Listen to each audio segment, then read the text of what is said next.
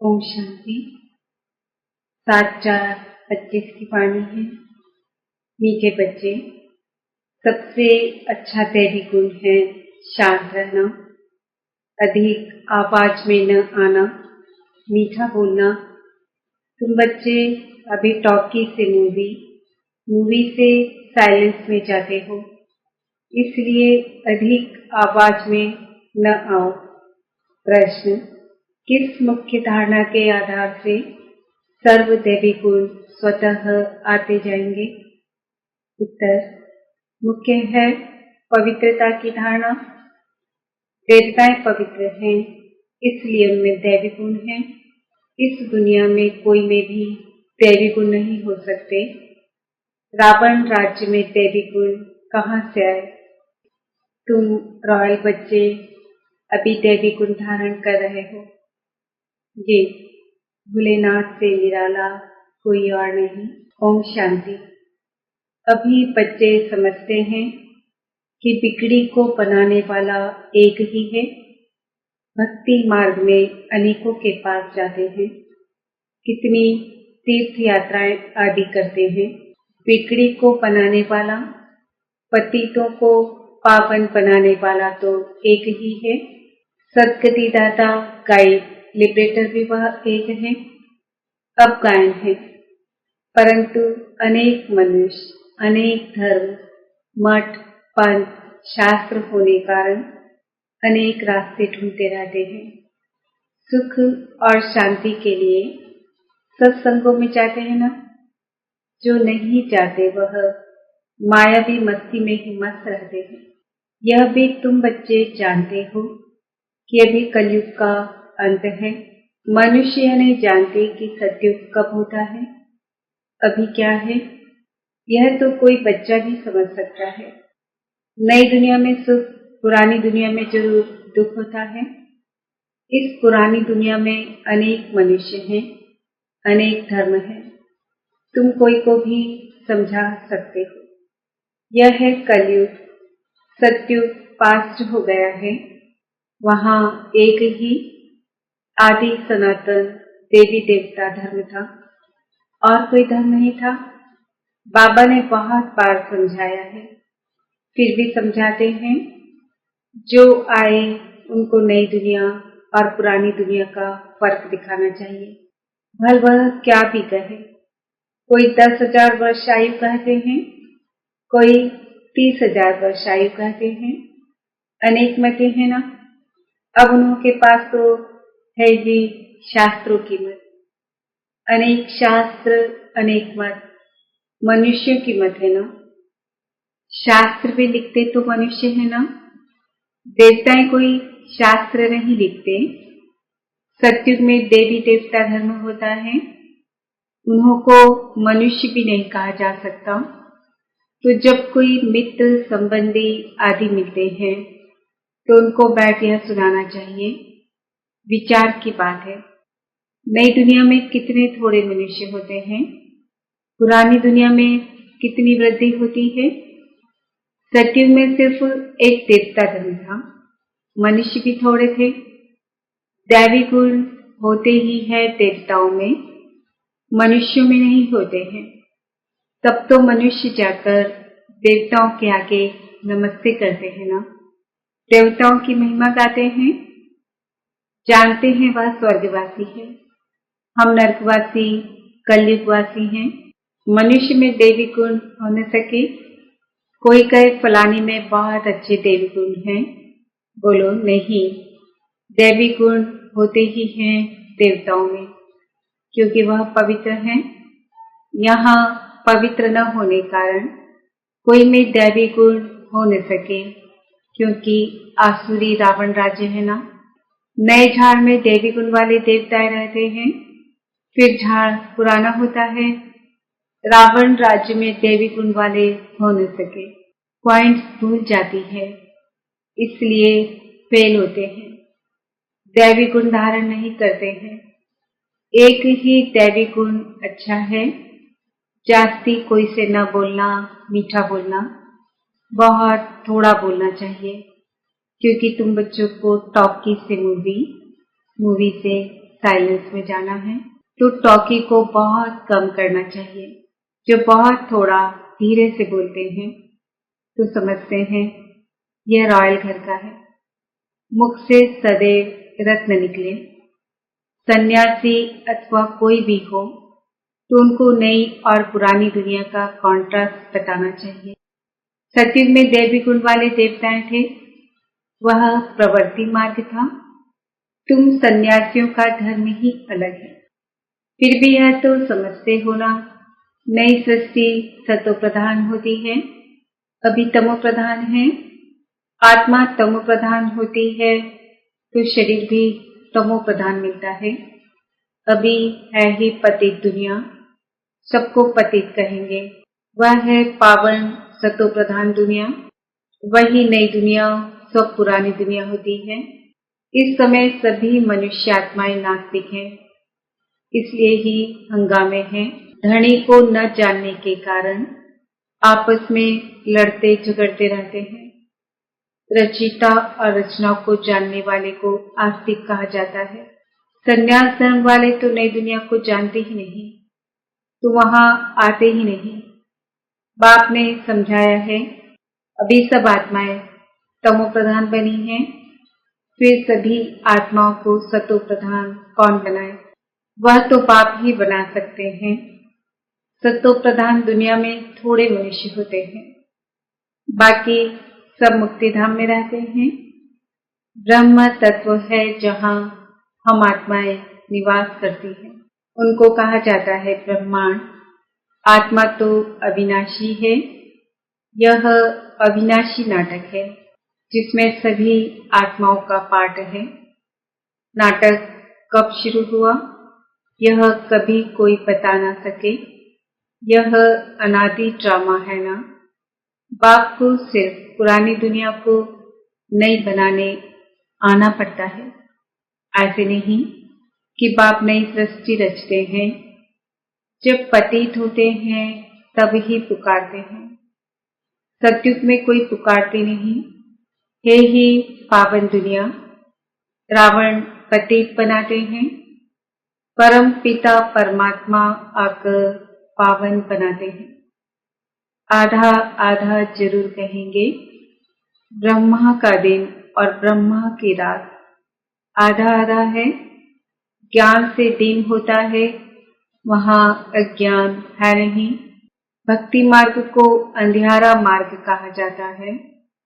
देवताएं पुनर्जन्म लेते लेते फिर अंधियारे में आते हैं, इसलिए इस सीढ़ी में दिखाया है मनुष्य कैसे सतो रजो तमो में आते हैं। अभी सबकी जड़जड़ीभूत अवस्था है। बाप आते हैं ट्रांसफर करने, अर्थात मनुष्य को देवता बनाने। जब देवता थे तो आसुरी गुण वाले मनुष्य नहीं थे। अभी इन आसुरी गुणों वालों को फिर दैवी गुण वाला कौन बनाए? अभी तो अनेक धर्म, अनेक मनुष्य हैं, लड़ते झगड़ते रहते हैं। सतयुग में एक धर्म है तो दुख की कोई बात नहीं। शास्त्रों में तो बहुत दंत कथाएं हैं जो जन्म जन्मांतर पढ़ते आए हैं। बाप कहते हैं यह सब भक्ति मार्ग के शास्त्र हैं, उनसे मुझे प्राप्त कर नहीं सकते। मुझे तो स्वयं एक ही बार आकर सबकी सद्गति करनी है। ऐसे वापस कोई जा न सके। बहुत धैर्य से बैठ समझाना चाहिए, हंगामा भी ना हो। उन लोगों को अपना अहंकार तो रहता है ना। साधु संतों के साथ फॉलोअर्स भी रहते हैं। झट कह देंगे इनको भी ब्रह्मा कुमारियों का जादू लगा है। सयाने मनुष्य जो होंगे वह कहेंगे यह विचार करने योग्य बातें हैं। मेले प्रदर्शनी में अनेक प्रकार के आते हैं ना। प्रदर्शनी आदि में कोई भी आए तो उसे बड़े धैर्य से समझाना चाहिए, जैसे बाबा धीरज से समझा रहे हैं। बहुत जोर से बोलना नहीं चाहिए। रचना के आदि मध्य अंत का ज्ञान रचिता बाप ही समझाते हैं, बाकी तो सब नेति नेति ही करके जाते हैं। कोई भी मनुष्य जा न सके, ज्ञान से सद्गति हो जाती, फिर ज्ञान की दरकार नहीं होती। यह नॉलेज सिवाय बाप के कोई समझा न सके। समझाने वाला कोई बुजुर्ग होगा तो मनुष्य समझेंगे यह भी अनुभवी है। जरूर सत्संग आदि किया होगा। कोई बच्चे समझाएंगे तो कहेंगे यह क्या जाने, तो ऐसे ऐसे को बुजुर्ग का असर पड़ सकता है। बाप एक ही बार आकर यह नॉलेज समझाते हैं, तमो प्रधान से सतो प्रधान बनाते हैं। माताएं बैठ उनको समझाएंगी तो खुश होंगे। बोलो ज्ञान सागर बाप ने ज्ञान का कलश हम माताओं को दिया है, जो हम फिर औरों को देते हैं। बहुत नम्रता से बोलते रहना है। शिव ही ज्ञान का सागर है, जो हमको ज्ञान सुनाते हैं। कहते हैं मैं तुम माताओं द्वारा मुक्ति जीवन मुक्ति के गेट खोलता हूँ और कोई खोल न सके। हम अभी परमात्मा द्वारा पढ़ रहे हैं, हमको कोई मनुष्य नहीं पढ़ाते हैं। ज्ञान का सागर एक ही परम पिता परमात्मा है। तुम सब भक्ति के सागर हो। भक्ति की अथॉरिटी हो, न कि ज्ञान की। ज्ञान की अथॉरिटी एक में ही हूँ। महिमा भी एक की करते हैं। वही ऊंचते ऊंचे है, हम उनको ही मानते हैं। वह हमको ब्रह्मा तन से पढ़ाते हैं, इसलिए ब्रह्मा कुमार कुमारियां गाए हुए हैं। ऐसे बहुत मीठे रूप में बैठ समझाओ। भल कितना भी पढ़ा हुआ हो, ढेर प्रश्न करते हैं। पहले पहले तो बाप पर ही निश्चय कराना है। पहले तुम यह समझो रचता बाप है व नहीं। सभी का रचयिता एक ही शिव बाबा है। वही ज्ञान का सागर है। बाप टीचर सदगुरु है। पहले तो यह निश्चय हो कि रचता बाप ही रचना के आदि मध्य अंत का ज्ञान देते हैं। वही हमको समझाते हैं। वह तो जरूर राइट ही समझाएंगे, फिर कोई प्रश्न उठ न सके। बाप आते ही हैं संगम पर, सिर्फ कहते हैं मुझे याद करो तो पाप भस्म हो जाए। हमारा काम ही है पतित को पावन बनाने का। अभी तमो प्रधान दुनिया है। पतित पावन बाप बिगर कोई को जीवन मुक्ति मिल न सके। सभी गंगा स्नान करने जाते हैं तो पतित ठहरे ना। मैं तो कहता नहीं हूँ कि गंगा स्नान करो, मैं तो कहता हूँ मामेकम याद करो। मैं तुम सभी आशिकों का माशिक हूँ। सभी एक माशुक को याद करते हैं। रचना का क्रिएटर एक ही बाप है। वह कहते हैं देही अभिमानी बन मुझे याद करो, तो इस योग अग्नि से विकर्म विनाश होंगे। यह योग बाप अभी ही सिखलाते हैं, जबकि पुरानी दुनिया बदल रही है। विनाश सामने खड़ा है। अभी हम देवता बन रहे हैं। बाप कितना सहज बताते हैं। बाप के सामने भल सुनते हैं, परंतु एक रसों नहीं सुनते। बुद्धि और तरफ भागती रहती है। भक्ति में भी ऐसे होता है। सारा दिन तो व्यस्त जाता है, बाकी जो टाइम मुकर्रर करते हैं उसमें भी बुद्धि कहाँ कहाँ चली जाती है। सबका ऐसा हाल होता होगा। कोई कोई बच्चे बाप के सामने बैठे ध्यान में चले जाते हैं। यह भी टाइम वेस्ट हुआ ना, कमाई तो नहीं हुई। बाप तो कहते हैं याद में रहो, जिससे विकर्म विनाश हो। ध्यान में जाने से बुद्धि में बाप की याद नहीं रहती है। इन सब बातों में बहुत घोटाला है। तुमको तो आंखें बंद भी नहीं करनी है, याद में बैठना है ना। आंखें खोलने से डरना नहीं चाहिए। आंखें खुली हो, बुद्धि में माशूक ही याद हो। आंखें बंद करके बैठना यह कायदा नहीं। बाप कहते हैं याद में बैठो, ऐसे थोड़े ही कहते हैं आंखें बंद करो। आंख बंद कर कान ऐसे नीचे कर बैठेंगे तो बाबा कैसे देखेंगे? आंखें कभी बंद नहीं करनी चाहिए। आंखें बंद हो जाती है तो कुछ दाल में काला होगा और कोई को याद करते होंगे। बाप तो कहते हैं और कोई मित्र संबंधियों आदि को याद किया तो तुम सच्चे आशिक नहीं ठहरे। सच्चा आशिक बनेंगे तब ही ऊंच पद पाएंगे। मेहनत सारी याद में है। देह अभिमान में बाप को भूलते हैं, फिर धक्के खाते रहते हैं और बहुत मीठा भी बनना चाहिए। वातावरण भी मीठा हो, कोई आवाज नहीं, कोई भी आए तो देखे बात कितनी मीठी करते हैं। बहुत साइलेंस होनी चाहिए। कुछ भी लड़ना झगड़ना नहीं, नहीं तो जैसे बाप टीचर गुरु तीनों की निंदा कराते हैं वह फिर पद भी बहुत कम पाएंगे। बच्चों को अब समझ तो मिली है। बाप कहते हैं हम तुमको पढ़ाते हैं ऊंच पद पाने, पढ़कर फिर औरों को पढ़ाना है। खुद भी समझ सकते हैं।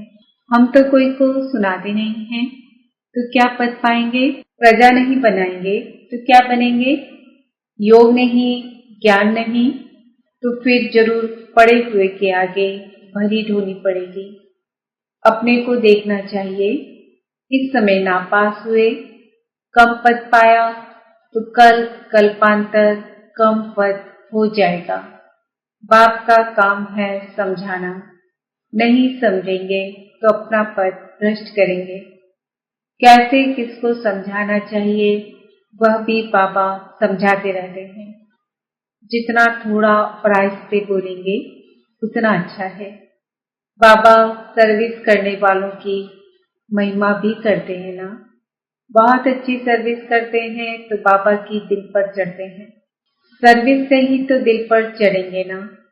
याद की यात्रा भी जरूर चाहिए, तभी सतो प्रधान बनेंगे। सजा जास्ती खाएंगे तो पद कम हो जाएगा। पाप भस्म नहीं होते हैं तो सजा बहुत खानी पड़ती है। पद भी कम हो जाता है, उसको घाटा कहा जाता है। यह भी व्यापार है ना। घाटे में नहीं जाना चाहिए। दैवी गुण धारण करो, ऊंच बनना चाहिए। बाबा उन्नति के लिए किस्म किस्म की बातें सुनाते हैं। अब जो करेंगे सो पाएंगे। तुमको परिस्तानी बनना है, गुण भी ऐसे धारण करने हैं। अच्छा, मीठे मीठे खिलते बच्चों प्रति माता पिता बाप दादा का याद प्यार और गुड मॉर्निंग। रूहानी बाप की रूहानी बच्चों को नमस्ते। हम रूहानी बच्चों की रूहानी माता पिता बाप दादा को याद प्यार गुड मॉर्निंग नमस्ते ओम शांति। धारणा के लिए मुख्य सार, किसी से भी बहुत नम्रता और धीरे से बातचीत करनी है। बोलचाल बहुत मीठा हो, साइलेंस का वातावरण हो, कोई भी आवाज न हो, तब सर्विस की सफलता होगी। सच्चा सच्चा आशिकपन एक माशूक को याद करना है। याद में कभी आंखें बंद कर कान नीचे करके नहीं बैठना है। देही अभिमानी होकर रहना है। वरदान, सर्व खजानों को स्व के प्रति और औरों के प्रति यूज करने वाले अखंड महादानी भव। जैसे बाप का भंडारा सदा चलता रहता है, रोज देते हैं, ऐसे आपका भी अखंड लंगर चलता रहे, क्योंकि आपके पास ज्ञान का, शक्तियों का, खुशियों का भरपूर भंडारा है। इसे साथ में रखने व यूज करने में कोई भी खतरा नहीं है। यह भंडारा खुला होगा तो चोर नहीं आएगा, बंद रखेंगे तो चोर आ जाएंगे। इसलिए रोज अपने मिले हुए खजानों को देखो और स्व के प्रति और औरों के प्रति यूज करो तो अखंड महादानी बन जाएंगे। स्लोगन, सुने हुए को मनन करो, मनन करने से ही शक्तिशाली बनेंगे। आज का सुमान है, मैं आत्मा अखंड महादानी हूँ। आज के व्यक्ति इशारे, कंबाइंड रूप की स्मृति से सदा विजयी बनो। सेवा और स्थिति, बाप और आप, यह कंबाइंड स्थिति, कंबाइंड सेवा करो तो सदा फरिश्ते स्वरूप का अनुभव करेंगे। सदा बाप के साथ भी हैं और साथी भी हैं, यह डबल अनुभव हो। स्व की लगन में सदा साथ का अनुभव करो और सेवा में सदा साथी का अनुभव